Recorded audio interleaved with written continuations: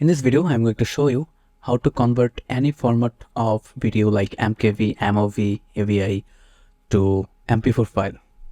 I'll use FFmpeg to do so, which is a command line tool easily installable on Windows. I have a video on how to install FFmpeg on Windows. The link is in the description. I already have a FFmpeg installed on my computer, so I'll show you how to convert any format of video to MP4. First of all, you have to go to the directory where the file you want to convert is present and open the command prompt on this directory, typing cmd on the path. So here I have a video which I'll convert to MP4.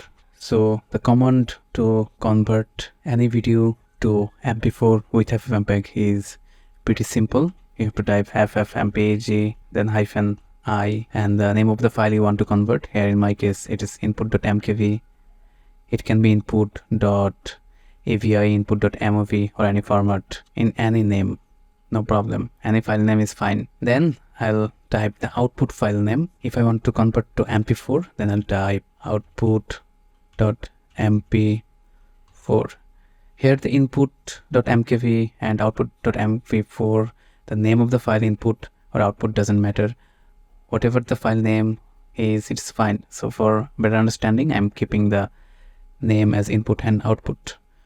So the input file is MKV and output file is MP4. Whatever extension you give for the output file name, FFmpeg will convert to that format automatically. So here I want to convert this to a MP4. So I'm hitting on enter, and based on the length of the video, it will take some time.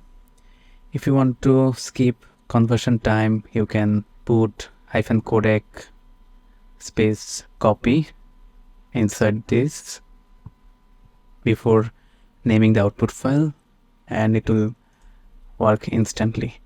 So here, this is the input MKV file and this is the output MP4 file. So this way you can convert any format of video including MKV to MP4. You can also batch convert videos from one format to another with this tool. Thank you so much for watching.